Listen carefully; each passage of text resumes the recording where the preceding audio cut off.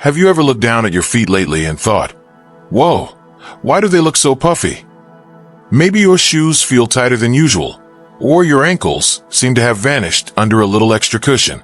If that's sounding familiar, I'm so glad you're here with me today on VITAGOHEALTH. Our feet have been our trusty companions through so much. Those long walks in the park, standing in the kitchen making dinner, or just kicking back with family. But as we get into our 60s, 70s, and beyond, swollen feet can sneak up on us. And it's not just about how they look. It can make every step feel heavy and uncomfortable. I've talked to so many folks who've brushed it off as no big deal. But trust me, it's worth paying attention to, because there's a lot we can do about it right at home. You see, swollen feet aren't just a random annoyance. They're your body's way of waving a little red flag, telling you something's up. I'll never forget my neighbor Mr. Tom, who's 72 and loves his fishing trips. He started noticing his feet swelling up after a day by the lake, and he'd laugh it off, saying, "Guess I'm just holding onto the water like the fish." But one afternoon, he couldn't even get his boots off without a struggle, and that's when he got worried. That's what got me thinking. There are everyday things that might be causing this, and if we know what they are, we can fix them ourselves. So today, we're going to walk through 5 common causes of swollen feet that us seniors need to watch out for. And the best part? I'll share some simple ways to ease them right from your own living room. Let's start with the first one, because it's something we all run into more than we'd like. Have you ever spent a long day on your feet? Maybe running errands, gardening, or just keeping busy around the house. Standing or walking for hours can make your feet swell up like nobody's business, because all that time upright pushes fluid down into them. My friend Clara, who's 67 and still knits blankets for her grandkids, used to do this all the time. She'd stand at her craft table for ages, working on a new project, and by evening, her feet looked like little balloons. She'd say, "I didn't even notice until I sat down." But here's the fix. When you've been on your feet a while, take a break and prop them up. I told Clara to rest with her legs on a cushion, higher than her heart if she could, for 15 minutes or so. She started doing it, and she said, "It's like the puffiness just drains away." It's so easy. Next time you're busy all day, sit down and lift those feet up, maybe while you watch your favorite show. It's like giving gravity a nudge to help your feet out. Now, let's talk about something else that might be sneaking into your day. Eating too much salty food. I know, those chips or that extra sprinkle on your dinner taste so good, but salt can make your body hold onto water. And guess where it likes to settle? Right in your feet. My pal George, who's 69 and loves his backyard barbecues, found this out the hard way.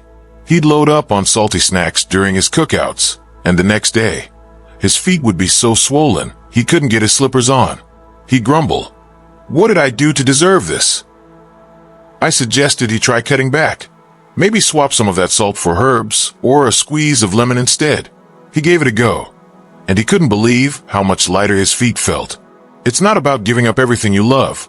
Just ease up a bit on the salt shaker and sip some extra water to flush it out. Next time you're cooking, go easy on the salt. It's like telling that extra water to find somewhere else to go. So, we've got 2 causes to watch for already: standing too long and loading up on salt. These are things we do without even thinking, but they can turn our feet into puffy strangers. I love how we can tackle them with such simple moves, though. Claire's knitting away now, resting her feet when she needs to, and George is grilling with less salt and more flavor. It's not about big, scary changes. It's about noticing what's going on and giving your feet a little help.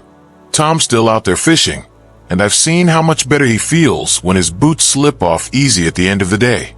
There's more to this story, some other culprits that might surprise you, and ways to fix them that'll fit right into your routine. If you're finding this helpful so far, I'd love for you to stick with us here at VITAGOHEALTH. Just a quick tap on that subscribe button below keeps you in the loop. It's like having me drop by with a friendly tip whenever you need it. Let's keep this going together, because there's more to uncover that'll help those feet feel light and steady again. Hey there, friends. I'm so glad you're still with me here on VITAGOHEALTH, because we're right in the middle of figuring out what's making our feet swell up and how to send that puffiness packing. We've already talked about how standing too long and eating too much salt can turn our feet into little water balloons, pushing fluid down or holding it in until they're begging for relief. It's amazing how much those everyday things can add up, isn't it? I love hearing how Clara's propping her feet up while she knits and George is dialing back the salt at his barbecues. That's what this is all about, spotting what's going on and fixing it so we can keep moving through our days with ease. So, let's keep the conversation flowing, because there are a couple more causes we need to shine a light on, and they're just as easy to handle once we know what to do. Picture this. You're settled into your favorite chair, maybe reading the paper or watching the grandkids play, and you've been sitting there for hours without budging. It feels so good to relax, right? But here's the sneaky part. Sitting still too long can actually make your feet swell up just as much as standing. My friend Ellen, who's 65 and loves her baking, used to do this all the time. She'd sit at her kitchen table, planning her next batch of cookies, and by evening, her ankles would disappear under a puffy layer. She'd say, "I didn't even move. How'd this happen?" Well, when we sit without shifting around, the blood pools down in our feet instead of circulating like it should. I told Ellen to try a little trick. Every hour or so, stand up, stretch your legs, or take a quick walk to the sink. She started doing it, and she said, "It's like my feet remembered how to breathe." It's so simple. Next time you're parked in one spot, give your legs a little shake-up. It's like a gentle nudge to keep that fluid moving. Now, let's talk about something else that might catch you off guard. Wearing tight socks or shoes that squeeze your feet. I know, we all have that pair we love, the ones that feel like old pals, but if they're gripping too hard, they can trap fluid right where you don't want it. My pal Sam, who's 71 and still loves his crossword puzzles, found this out the hard way. He'd wear these snug socks all day, thought they kept his feet cozy, and then wonder why they'd swell up by afternoon. He'd tug them off and say, "These ankles aren't mine." Those tight socks were cutting off the flow, making things worse. I suggested he switch to looser ones, maybe a soft pair that doesn't hug so tight, and try shoes with a little more room too. He gave it a go, and he said, "It's like my feet can finally stretch out." Next time you're getting dressed, check those socks and shoes. Go for something comfy that lets your feet relax. It's like giving them space to let that swelling slip away. Okay, we've got sitting still too long and tight socks or shoes added to our list now. These are the kinds of things that sneak into our days, settling in for a long rest or pulling on that favorite pair without a second thought. But they can quietly make our feet puff up more than we'd like. I love how we're piecing this together though. Ellen's back to her baking now, stretching her legs between recipes, and Sam's puzzling away with looser socks and happier feet. It's not about tossing out everything you love. It's about making small swaps that tell your feet you're on their side. Ellen keeps a little timer on her table now, just a friendly beep to get her moving. She laughs and says it's her cookie break dance.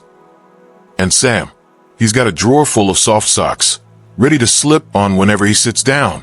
These little fixes are like a secret weapon, nothing big, just enough to keep that swelling at bay.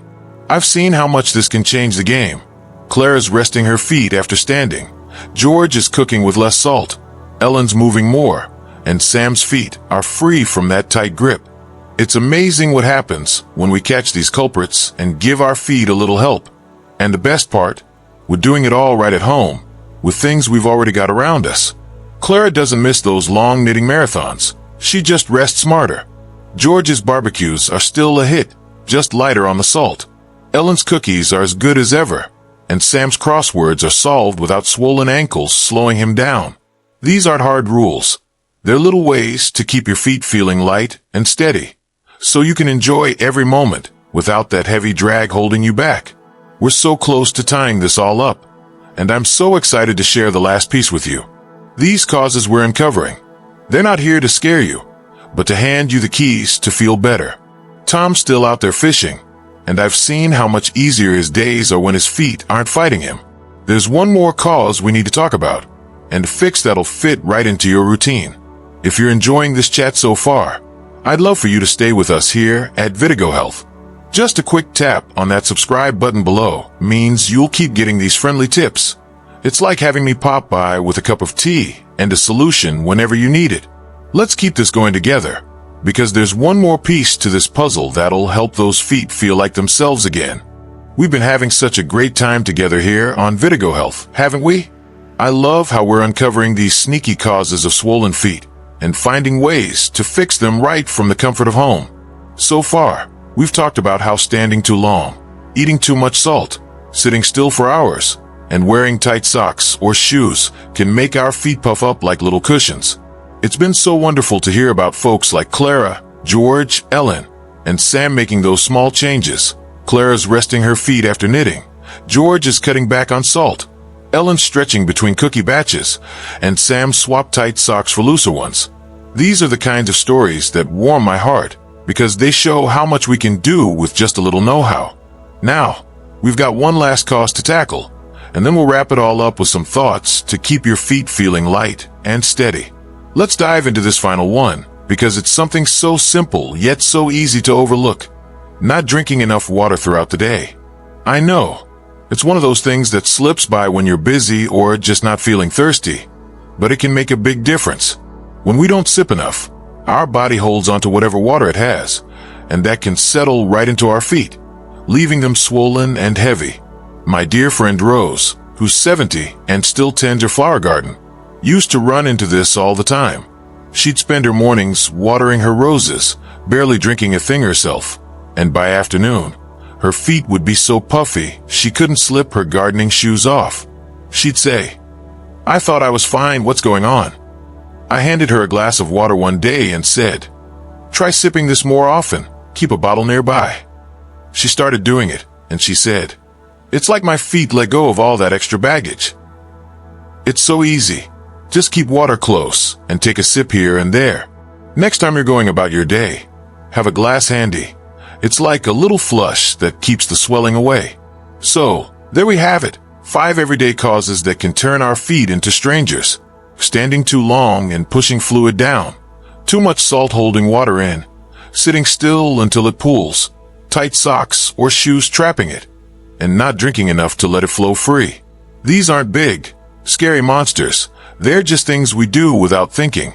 And the beauty of it is we can fix them ourselves. I've seen it work wonders with the people I care about. Clara's knitting away, her feet propped up when she needs a break. George is grilling with less salt, his slippers fitting just fine. Ellen's baking up a storm, stretching her legs to keep things moving. Sam's puzzling with cozy, loose socks, his ankles back in sight. And Rose is out in her garden, sipping water and stepping easy. It's like they've all found little ways to tell their feet, "We're in this together." What I love most about this is how it all comes down to listening to your body. It's not about turning your life upside down. It's about catching these moments and making a tweak here or there. If you've been on your feet all day, rest them up like Clara. Grab a cushion and relax. Love your salty snacks? Ease up a bit like George and try a new flavor instead. Been sitting for hours? Stretch out like Ellen. Maybe walk to the window and back. Wearing socks that grip too tight? Swap them for something softer like Sam did. And if you've forgotten your water, keep it close and sip it like Rose. These aren't hard rules. They're little acts of care that keep your feet from puffing up. So you can walk to the mailbox, stand in the kitchen, or chase after the grandkids without that heavy drag holding you back. So where do you go from here? Maybe it's picking one of these to try today. Are you standing a lot? Could you cut back on salt tonight? Been sitting still? Are your socks too snug? Is there water within reach? Just start with one. Give it a go and see how your feet feel. Maybe tomorrow you'll notice they're a little less puffy, or you'll slip your shoes on without a struggle. These are the quiet wins that sneak up on you, and before you know it, you're moving through your day with a little more bounce. I've seen it happen. Clara's blankets are piling up. George's barbecues are a hit. Ellen's cookies are perfect. Sam's crosswords are solved. And Rose is beaming in her garden. That's what I want for you too. Those moments where your feet feel light and you feel strong. I'd love to know what you think. Drop a comment below and tell me which cause you've noticed in your day, or how your feet feel after trying one of these fixes. Your stories mean the world to me, and they inspire everyone watching too. If this chat has taken some weight off your feet, give this video a thumbs up. It's a sweet way to let me know you're out there enjoying it. And if you want to keep these tips coming, hit that subscribe button. It's like having me stop by with a friendly nudge whenever you need it. We're in this together, and I'm so grateful to have you along. As we wrap this up, I just want to say this. Your feet have carried you through so much, and they're still ready to keep going. That swelling, it's not the boss of you. It's just a signal to take care. Fixing these causes is like giving your feet a high five, letting them know they're still in the game. A little rest, less salt, a stretch, looser socks, a sip of water. These are the things that keep you steady for all the joys ahead. So here's to you, my friends. May you walk light, feel great, and live happy at every age. I'll see you in the next one. Take care and keep those feet smiling.